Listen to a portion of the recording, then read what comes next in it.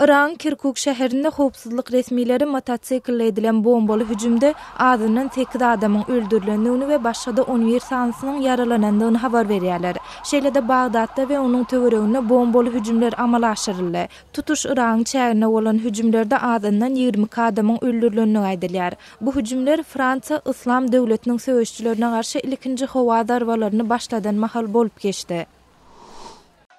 Pakistanyň Demiradyňdaky Peşawar şäherinde keselçiligiň öňüni almak boýunça iş alyp barýan topar öz aýlyk haklarynyň 6 aýdan bäri tölenmeýändigini aýdyp protest geçirdi. Bu topar difteriya, ýagny täjhorod, gyzamyk we inçe kesele garşy tanjymlary amala aşyrýar. Pakistanyň garyp hökümetinde jemgyýetçilik işgärleri öz aýlyk haklaryny almak üçin köplenç ençemaý garaşmaly bolýarlar. Moldawanyň premier ministri Ruminiýadan akdyrlan täze gaz geçirji arkaly öz ýurduna henide çenli tebii gazyň gelmändigini aýdýar. Bu gaz geçirjiniň açylaryna 4 hepde çemesi wagt boldy. Ol bu wakada Moldawa gaz üretýän kompaniýanyň 51 göterümine ýeleýän Russiýanyň Gazprom kärhanasyny aýplady. Bu gaz geçirjiniň guruluşy Moldawanyň Rus gazyna bolan baknalygyny azaltmak maksady bilen Ýewropa Birleşigi tarapyndan maliýeleşdirilipdi.